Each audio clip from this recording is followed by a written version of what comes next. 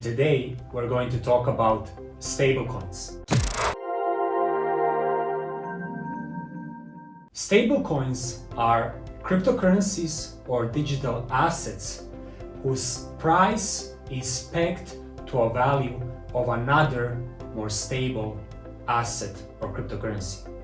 For instance, a stablecoin's price can be pegged to a cryptocurrency, to a fiat currency, or to a real-world asset like gold. When a stablecoin is redeemable, we call it a backed stablecoin. On the other hand, when the value and the price of a stablecoin is algorithmically tied to a price and value of another asset, we call it a non-backed stablecoin.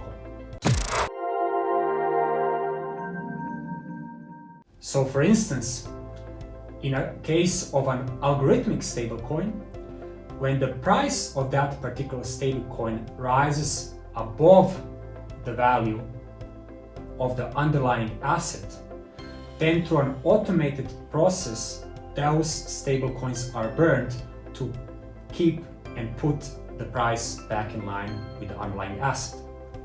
Likewise, in reverse, if the price of an algorithmic stablecoin goes below the value of an underlying asset, through an automated process of issuance, the price is intended to go up.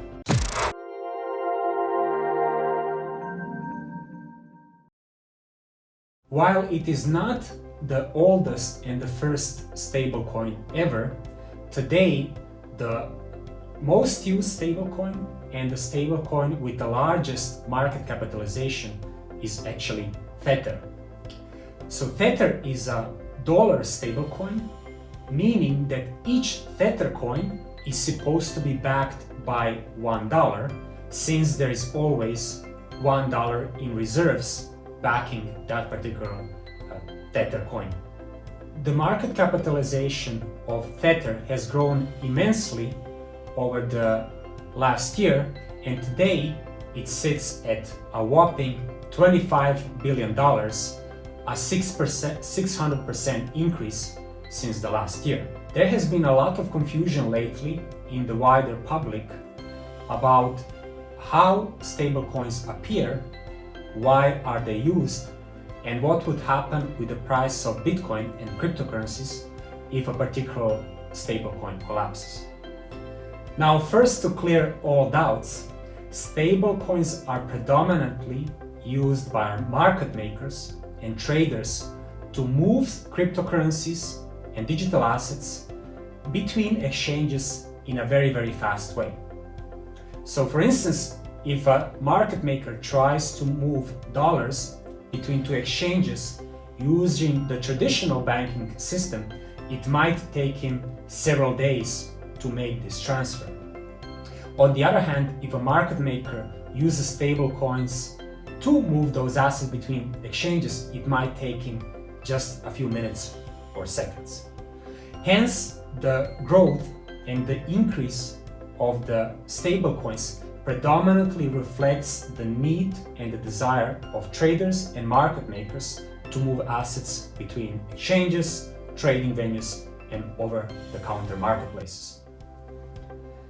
Now, recently, there has been a well-publicized Medium article that actually claimed that in a specific situation of a Tether collapsing, that would result in a price drop of Bitcoin. Now, if we reflect on it a little bit, in fact, if Tether or any other particular stablecoin collapses, the opposite would happen. Because if traders, market makers, and the crypto community have doubts about a particular stablecoin, they would actually sell it and buy Bitcoin and buy cryptocurrencies, meaning they would increase the prices of Bitcoin and cryptocurrencies in a highly volatile manner. So I hope you managed to learn today a little bit about stablecoins, why do they exist, how do they appear, and I hope we removed the doubts of Bitcoin or any cryptocurrencies dropping in price if a particular stablecoin collapses. So thanks everyone, and I hope you enjoyed this video.